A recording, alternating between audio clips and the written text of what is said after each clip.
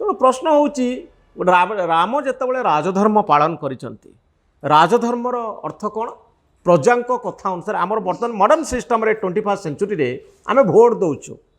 आमे भोट देकरी आम नेता निर्वाचित करुछु जदि गोटे एमएलए बा एमपी ता कन्स्टिट्युएन्सी रो लोकंकर कथा न शुणे से भोट पाइबनी पब्लिक अप्रूवाल सब दरकार से पब्लिक अप्रूवाल रो कथा कह जाइछि जे प्रजा कहउचंती जे तमे एते दिन थिलो रावण पाखरे तमे कौन करुथिलो क्वेश्चन करुचंती तेणु लोक सेतबले गोटे 5000 वर्ष तलर गोटे लिटरेचर 5000 वर्ष तले ए प्रश्न आजिर दिन में जो प्रश्न उठुची 5000 वर्ष तले कहीं उठी नथिबो तेणु से कथा को सम्मान दिगला कारण राजार धर्म होची प्रजांकर कथा शुणा तेणु राजा जदि कही मो स्त्री ठीक अच्छी से कौन बेसी भल होता कि जदि प्रजांकर कथा शुणिकी निज राजधर्म को पालन करुथिबा व्यक्ति को आमे सम्मान दौचे अब कहूचे जे राम राज्यर ये हूँ मर्यादा आउ रामराज्यर ये हूँ गुरुत्व जे गोटे स्त्रीर कथा इम्पोर्टाट नुहे लक्ष लक्ष प्रजांकर कथार गुरुत्व रही प्रश्नर उत्तर अग्नि परीक्षा बही निश्चय भाव में मिल उत्तर तो मिलनी किंतु प्रश्न सहित आउ गोटे प्रश्नवाची मिल ये अग्नि परीक्षा बही उद्धृत गोटे कथाटे मुझे कहबी सीता प्रश्न कर श्रीराम को जे प्रजाधर्म पालन उद्देश्य अग्नि परीक्षा मो पई यथार्थ थिला जदि प्रजाधर्म पतिधर्म किंबा पत्नी धर्म ठारू ऊर्ध्वरे तेबे प्रजाधर्म पुत्र धर्म ठारू कौन पाई ऊर्ध्वरे नथिला जेतेबेले वृद्ध दशरथ श्री रामचंद्र को राजाभिषेक करुथिले जे रामचंद्र राजा हेई थांते ता परदिन निजर पिता धर्म रक्षा करिबा पई से मुंडरू मुकुट काढ़ी देई 14 वर्ष वनवास पई चली गले मते कहंतु से समय रे पिता धर्म बड़ थिला राजधर्म नुहे किंतु जेतेबेले सीतांक क्षेत्र में प्रश्न उठला सेतेबेले राजधर्म बड़ थिला किंतु पति धर्म नुहे नहीं पिता धर्म पालन कर मर्यादा पुरुषोत्तम रामंकर मु जने बहुत बड़ भक्त बड़ तो कहि परिबिनी किंतु आजीवन तांको ही पूजा करछि श्री रामचंद्र और हनुमान किंतु तथापि मो मन रे प्रश्न उठे जे जदि श्री रामचंद्र मर्यादा पुरुषोत्तम रामचंद्र पिता धर्म पालन पाई राजधर्म को प्रत्याख्यान करि परिले तेबे पिता धर्म तेबे पत्नी धर्म पालन करिबा पाई अग्नि परीक्षा को काहे कि नुहे प्रजाधर्म को काहे कि नुहे कौन पाई नुहे कौन पाई अग्नि परीक्षा गोटे माइलस्टोन करागला नारीर सतीत्वर परीक्षा पाई सेही जिनिस आपनकर कंटिन्यू हेकि आसिला द्वापर को कली को आसिला सती प्रथा रहिला सेही जिनिस रहिला अग्नि रे दग्धीभूत कले ही गोटे नारीर सतीत्व रहिबो जोथि पाई कि कली जुगरे अनेक वर्ष पर्यंत इवन बिफोर 200 इयर्स सतीदाह प्रथा थिला समाज रे जे गोटे पुरुष मरिगले नारी को नेकी से नियारे पकई दियो कैन यू बिलीव इट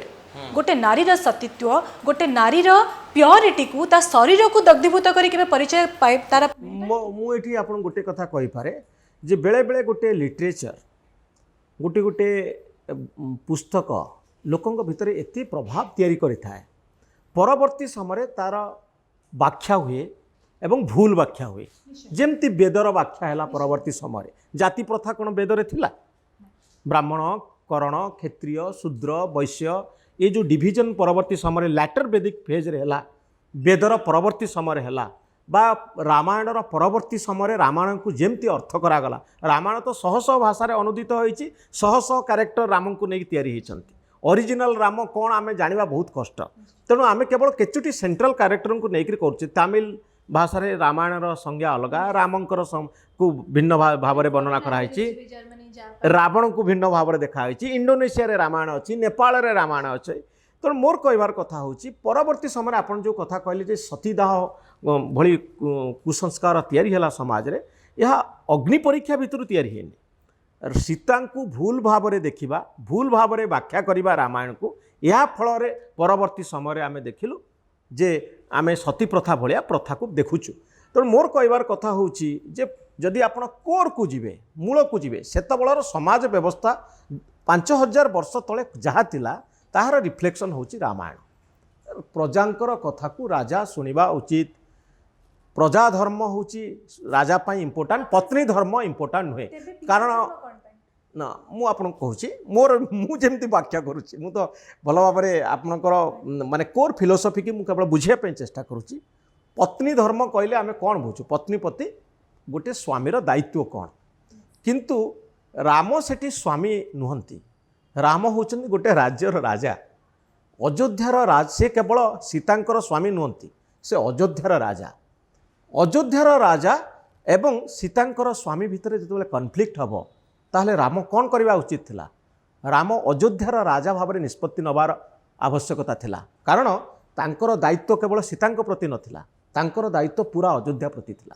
तेणु पूरा अयोध्या गोटे पटरे सीता गोटे पटरे रामंकर निष्पत्ति कौन हवा दरकार आपण थिले सिटी कौन करिथांते पूरा अयोध्या को बाजी लगई आपण पत्नी धर्म पालन करी जड़े सीतांक पई रही थांते ना हजार हजार अयोध्यावासी रही थांते ये होची द्वंद्व तार समाधान होची मु अयोध्या सपक्षरे अछि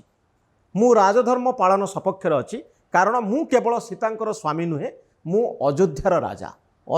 राजा निष्पत्ति नेले प्रजांकर कथा मु सुनिबी केवल मो स्त्री कथा सुनिबिनी मु भावुची रामायण होची गोटे एते ब्यूटीफुल एते सुंदर कथा ता कथा को जदि आपण व्याख्या को जदि भूल बाटर करेंगे बेले बेले खराब मेसेज पड़े जाए।